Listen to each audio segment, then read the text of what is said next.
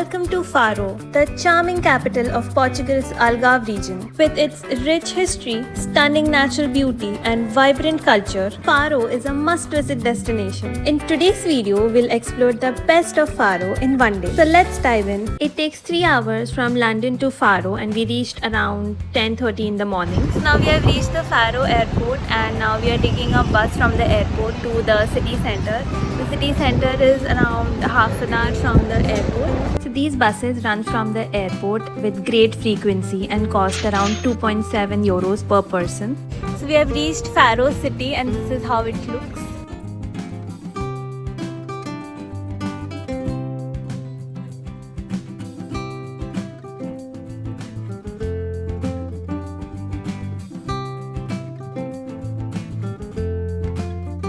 Now our next stop is Arc da Villa. One of Faro's most iconic landmarks is Arco da Villa, a magnificent entrance that serves as an entrance to the city's old town.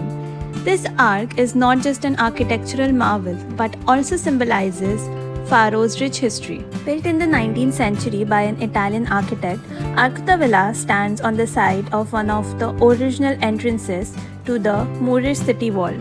Its design features intricate details and elegant lines reflecting the architectural styles of the time. The archway leads into Faro's historic old town known as Cidade Velha, where cobblestone streets and centuries-old buildings tell the story of the city's past.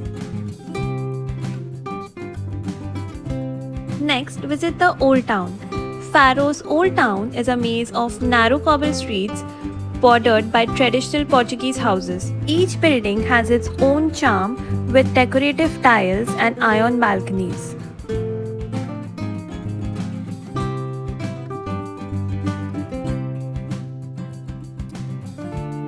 We are at the cathedral now and the entrance itself is so peaceful. Just look at these. And these are all orange trees. The Faro Cathedral, a Gothic masterpiece dating back to the 13th century, stands as a symbol of Faro's rich heritage.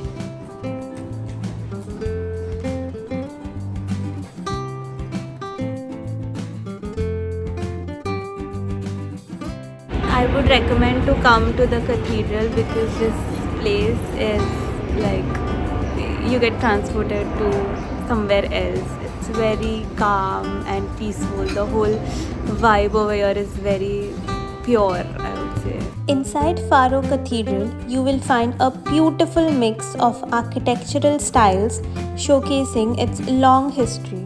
The main altar is decorated with gold carvings and the walls are lined with traditional Portuguese tiles. The high ceilings gave the space a grand feel while the wooden choir stalls display fine craftsmanship.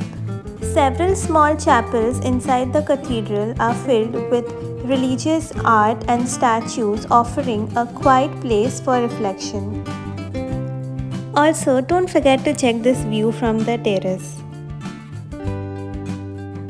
So we have stopped for a quick lunch at a restaurant. It's in the city center. It's called Costa Algarvia and they have grilled, all the grilled fishes, grilled chicken. So the menu looks amazing. So we're going to try it now.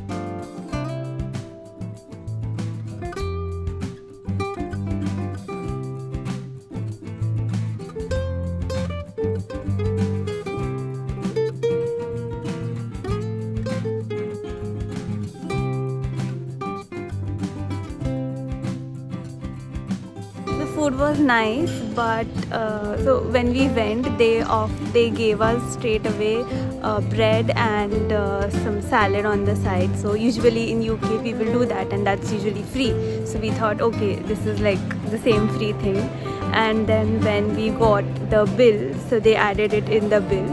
So yeah, next time if you are anywhere around, so be careful with this. So we will also keep in mind next time to ask before eating anything. So we found a fun place for all the canned seafood lovers.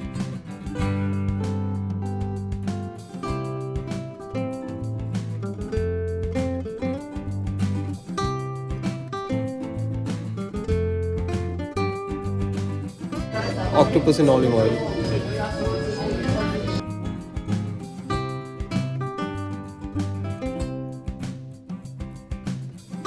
It's nice walking on these cobble streets, and the weather is also nice, not so hot, not cold, very perfect.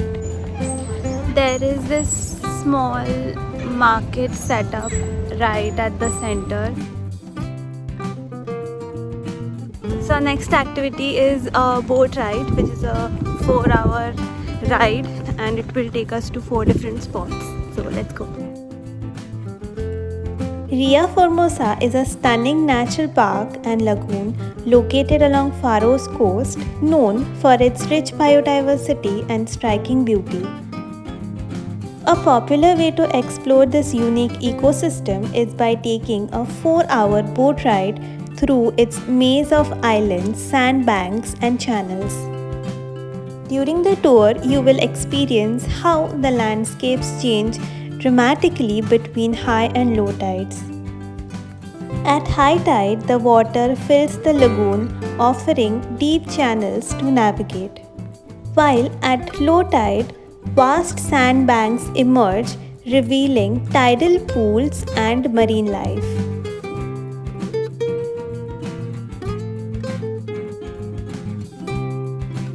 Now our boat ride has dropped us at this deserted island.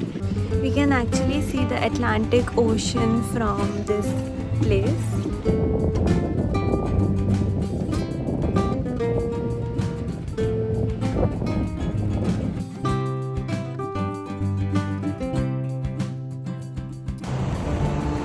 Started to get a bit cold, so I have to wear my jacket, but this place looks very unreal, so beautiful and peaceful, and as the name suggests, desert island, there's not much people over here, so it's kind of a private beach.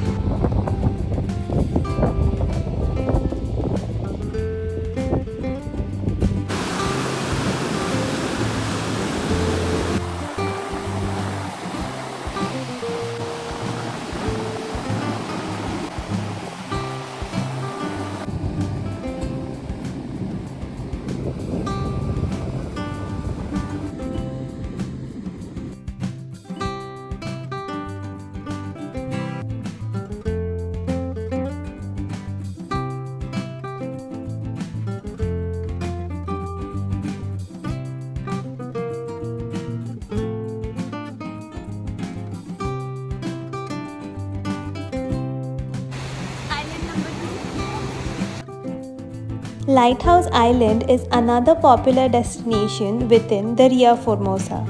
This island is known for its iconic white and red lighthouse, which have been guiding ships for centuries. Unlike the Deserta Island, this island has a small community of people living here, giving it a perfect holiday getaway vibe. So now, as you can see, we are enjoying these islands all to ourselves. But during summertime, a guide mentioned that it gets so crowded that you don't even get a place to keep your mat. So consider coming over here in shoulder period to enjoy these private islands. This island has sandy beaches, ideal for swimming, sunbathing, and enjoying the Atlantic's refreshing waters. It's a perfect spot for a relaxing beach day. Yeah.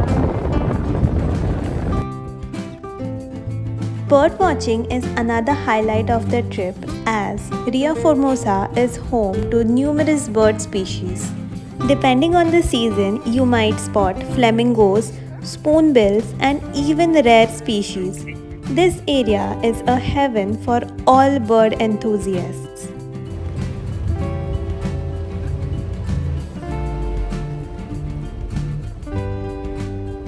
As you cruise to the lagoon, you will come across traditional crab farms where locals cultivate crabs in shallow waters.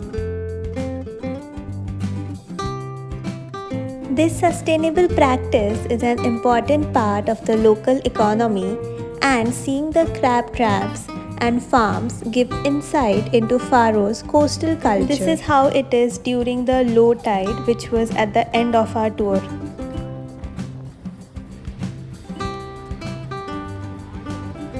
after a fun and eventful day in Faro, we are off to Lagos.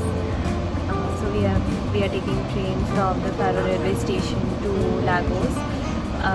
It's a 2-hour journey, and it costed us around 15 euros for 2 people. So that's it for today's video. This was how we spent one day in Faro. If you like the video, please don't forget to like and comment and share it with your friends who are planning their next trip to Portugal. See you in Lagos. Until then, bye.